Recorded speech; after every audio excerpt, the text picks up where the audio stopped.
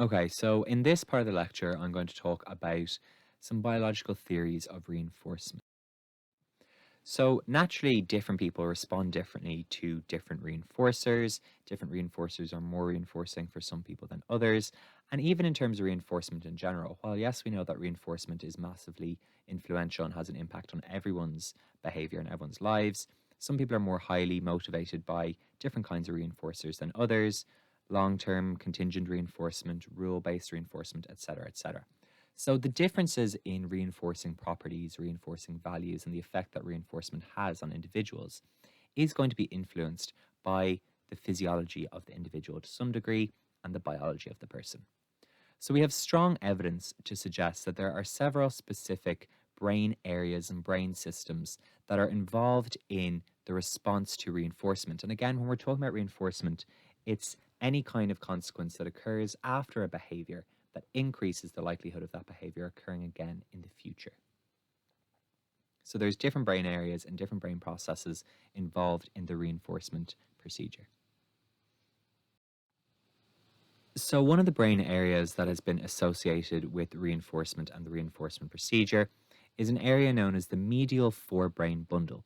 And it's been heavily implicated in the biology of reinforcement and what happens during the reinforcement process that makes reinforcement reinforcing to us. So the medial forebrain bundle is located in the limbic system part of the brain. So go back and remember your brain structures and brain areas from the biological base of behavior module and recap on where the limbic system is. So the medial forebrain bundle is found in the limbic system. So it's often referred to as the brain's reinforcement center. So you can see it circled there. I'll put the circle back up. So it's that purple circle that's popped up on the diagram now. So stimulation. So if we activate or stimulate the cells within the medial forebrain bundle, four characteristics or four specific things happen. And these four specific characteristics are what lead us to believe that this area of the brain is quite heavily involved in the reinforcement process and reinforcing properties.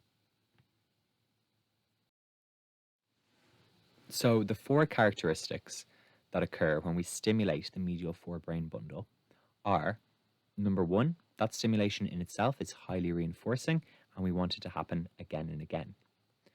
Number two, it motivates behavior. Number three, its functioning is stimulated by the presence of reinforcers. So things that we find reinforcing, the functioning of the medial forebrain bundle is increased and activated by the presence of things that we find reinforcing to us. And its reinforcing effects are enhanced by deprivation. So we're going to talk through each of these four characteristics and how they relate to the medial forebrain bundle and how that gives us an account of the medial forebrain bundle as the center of reinforcement for the brain. So the first property was that stimulation of the MFB, the medial forebrain bundle, is massively reinforcing. You could almost call it addictive. So Wallenstein and Beer in 1964 studied the reinforcing properties of brain stimulation in rats.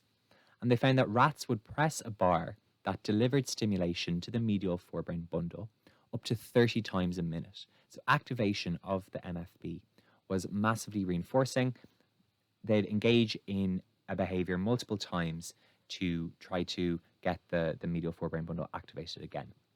So they found that the rats only stopped to eat and to groom themselves, and effectively they continued pressing this lever to get stimulation to the MFB until they were exhausted and fell asleep, and then they'd wake up just to start pressing it over and over again. So Wallenstein and Beer were then interested in looking at, is stimulation of the MFB more reinforcing than natural reinforcers such as food, etc.? And so the rats were placed in an experiment where pressing the lever provided them with food or MFB stimulation. So they had two levers, one that provided them with food and then one that provided them with MFB stimulation. But there was no other food provided to them. So if they wanted food, they had to press this lever to get it. Rats still chose to press the MFB lever over the food lever.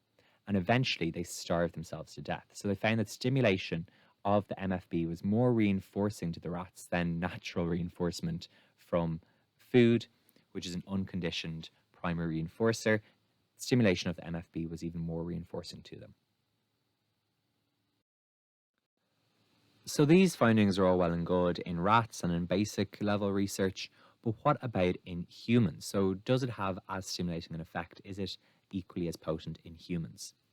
So Irvin, Mark, and Stevens in 1969 found that stimulation of the medial forebrain bundle eliminated pain in cancer patients and produced euphoric feelings. Sam Jacobson found that patients suffering from depression, fear of physical pain, also found that stimulation of the MFB was pleasurable. So if they were depressed or if they had fear of experiencing any kind of physical pain, when they were stimulated, when the MFB was stimulated, they found that extremely pleasurable. Similarly with cancer patients, it was seen to relieve pain and create euphoric feelings. Now, what was interesting about this was, especially in the Sam Jacobson research, was that patients who felt well prior to the research reported only mild pleasure. So individuals who were depressed or had very low depression or had very low mood or very low affect and had depression, when the MFB was stimulated for that group, they felt, much higher levels of pleasure than individuals who were not depressed and who felt well and had perhaps normally naturally occurring levels of stimulation or normally naturally occurring access to reinforcers. So individuals who weren't depressed and who felt well, they reported mild pleasure, possibly because they were coming in contact with things that were naturally reinforcing to them anyway. So their medial forebrain bundle was being stimulated anyway. But in the patients who had depression, perhaps they weren't coming in contact with things which were naturally reinforcing to them. So their MFB bundle wasn't being stimulated. So when it was artificially stimulated, it was much more pleasurable to that group. So again, suggesting that activation of the MFB creates a pleasure response, creates a positive response, and in and of itself is reinforcing. The second feature of the MFB that indicates its role in reinforcement procedures is that it motivates another behavior, it motivates behaviors. So we know that there's a relationship between reinforcement and motivation. So reinforcers can motivate behavior. So for example, you win a cash prize and you feel happy about it, you're going to be motivated to do something with the reinforcer that you receive. So you're going to be motivated to do something with the money, save it, spend it. So it's going to create motivation for a second or a different behavior. So in the example of the cash prize, upon receipt of the reinforcer, you're motivated to perform another behavior. And we're often motivated to perform other behaviors when we receive reinforcers, whatever kind of reinforcement it is. It doesn't have to be the same behavior that gave us the reinforcement. We can be motivated to do secondary behaviors based on the reinforcement that we receive. And we see that stimulation of the MFB motivates behaviors. So the specific response that it motivates is going to depend on the conditions. So for example, when food is available, food acts as a reinforcer. So if you engage in a behavior and the reinforcer that you get is food, the behavior that's going to be motivated is to eat the food. If you engage in a behavior and the reinforcer that you receive is water, the behavior that you're going to be motivated to engage in is drinking the water, etc. So stimulation of the MFB not only produces a kind of pleasurable reinforcing sensation, but it also motivates behaviors. So this is called stimulus-bound behavior, this motivation and this secondary behavior that's based on the reinforcer that you come in contact with is called a stimulus-bound behavior. And this stimulus-bound behavior is related to activation in the MFB. And again, this suggests the role of the MFB in the reinforcement process. So we've said that when you stimulate the MFB, it creates a reinforcing response, a pleasurable response, and that it creates a motivation to engage in other behaviors known as stimulus-bound behavior. But what actually stimulates the MFB? So we don't have electrodes, we don't artificially stimulate the MFB. So what naturally creates stimulation or activation in the MFB region? So we found that the MFB's functioning is stimulated by the presence of reinforcers in our environment. So something that we find reinforcing to us is going to create stimulation in the MFB region of the brain. So a reinforcing activity or stimuli associated with reinforcing activities enhances the functioning of the MFB. So when an individual is presented with a reinforcing activity or stimuli that are reinforcing or stimuli that are associated with something that the individual finds reinforcing, this improves and increases the functioning of the MFB. So, for example, research has demonstrated the effect of various reinforcers on rats. So, water, food, peppermint spray, sugar in the mouth, these are all things that rats find reinforcing. And in the presence of these stimuli, the activation of the MFB and the functioning of the MFB is increased. So, to demonstrate this, research was carried out that looked at how often rats pressed a bar to obtain brain stimulation when reinforcers were available in the environment versus when they weren't available in the environment. So, the MFB bundle was being artificially stimulated, being stimulated by an electrode when the rats pressed a lever. And they were interested in seeing, okay, is it more reinforcing? Is the MFB more active when there's a naturally occurring reinforcer in the environment, such as food, water, etc., or does it not matter? And what they found was that there was a significantly higher rate of bar pressing when there was a reinforcer available than when it wasn't available. So the rats pressed the bar much more often in the presence of a reinforcer, such as food or water, than they did when that food or water wasn't available. So the MFB was being stimulated in both situations, but it was the lever was being pressed more often when there was the presence of a reinforcer, such as food or water, etc. So this indicates that the presence of reinforcement enhances the functioning of the MFB. So when in the condition when there was the food or the water available and the bar was being pressed to stimulate the MFB, this was much more reinforcing because the food or the water was creating higher levels of activity in the MFB because the MFB is activated by natural stimulants in the environment, such as natural reinforcers in the environment, such as food or water for the rats. In the other condition, then, the rats didn't have food or water in their environment. They could still get stimulation in the MFB from pressing the lever, but they didn't press it as much in comparison with the group that had both the lever stimulating their MFB and the food or water stimulating the MFB.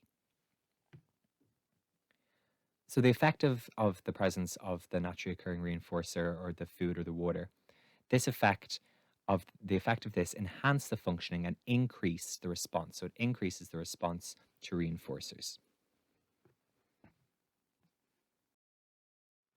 So we've said that the MFB is activated by things that we find reinforcing, and that the presence of something reinforcing in our environment, be it food, be it water, be it a TV show we enjoy, be it a book we like, anything that we find reinforcing is going to create activation and it's going to increase the functioning of the MFB. But also, the reinforcing effects are enhanced by deprivation.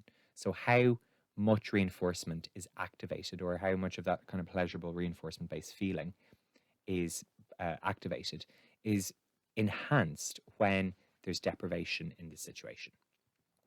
So, for example, why is a cold drink more reinforcing to us on a hot day than it is on a rainy or cold day? So, as a physiological need increases, then the incentive and the value of the reinforcers increase as well. So, we have a physiological need for water on a hot day. Therefore, it's going to be more reinforcing to us. So, thirst on a hot day enhances or increases the value of the cold drink. And one of the reasons for this is that increased activity in the brain's reinforcement system is probably one of the reasons behind this. So, for example, Brady in 1961 showed that the longer rats were deprived of food, the more intensely they pressed the bar for brain stimulation. So, if they were deprived, deprived of food, if they were made to starve, and they would press the lever for brain stimulation more strongly. Even if it wasn't giving them food, the lever pressing wasn't going to provide them with food, but it was going to provide them with a reinforcing pleasurable event, the longer they were deprived of food. Similarly, Olds in 1962 found that rats that had been deprived of water responded more intensely as well than those who weren't deprived of water. So the reinforcing effects and values that are found from activation in the MFB are enhanced when we're deprived of reinforcers in our environment. So these four features together, the fact that stimulation of the MFB creates a reinforcing sensation to us and a reinforcing activity in the brain, the fact that the MFB stimulates more behaviors and motivation for behaviors, the fact that the MFB is stimulated and is activated by the presence of reinforcers, things that we find reinforcing to us in our environment, and the fact that the stimulating effects are increased when we're deprived of reinforcers, all give us a good picture that the MFB plays a role in reinforcement and the reinforcement process and the reinforcement value of stimuli. However, this probably isn't the full picture. There's definitely multiple other areas of the brain that are involved in reinforcement, and that the MFB plays one kind of small role in the overall reinforcement process. So, for example, let's say you're someone who loves a good cup of tea, but you've spent weeks in America where the tea is awful. The thought of a good cup of tea activates your MFB, which motivates you to put the kettle on the second you get home. So there's the motivation aspect. The deprivation of the tea for those months that you've spent in America, caused by drinking bad tea and the time that you've spent in America, arouses your MFB and intensifies both your motivation to drink the tea, but also the pleasure derived from making your own cup of tea at home. So all these things are based on MFB activation and the role of the MFB in the reinforcement process. So, as I said previously, yes, the role of the MFB is important, and it definitely plays a fundamental role and a significant role in reinforcement. But a lot of that research was carried out in kind of the 1960s to 1970s, and some more modern research by Wise and Romper has identified that the MFB is only part of the brain's reinforcement system. It's not the full account of reinforcement. And the mesolimbic reinforcement system, it has been identified as kind of a broader system of structures which are involved in reinforcement. And this mesolimbic reinforcement system contains two neural pathways. So we have the tegmentostriatal pathway, and the tegmentostriatal pathway is a pathway which contains the MFB. So the MFB definitely still playing an important role here, but we've identified that there's more going on, and that the MFB is found within the tegmentostriatal pathway. So that's one pathway involved in reinforcement, and then the nigrostriatal pathway is the second pathway involved in reinforcement. So it's likely that these two pathways regulate two different aspects or two different components of reinforcement. The tegmentostriatal pathway is thought to detect motivation, and are we motivated to engage in behavior. So for example, the tegmentostriatal pathway is thought to be involved with identifying are we satiated or not. So if we're not hungry, we're not going to be motivated to get food. If we're hungry, the tegmentostriatal pathway is going to be activated. That's going to create the motivation to engage in behavior to access the reinforcer. So primarily the role of the tegmentostriatal pathway is thought to be in relation to motivation for behaviors and motivation for reinforcement. The nigrostriatal pathway is thought to play a role in the storage of memory. So memory allows past experiences to influence our future behavior. For example, a rat has to be able to remember that it was pressing a bar that gave it food in order to engage in that behavior again, etc.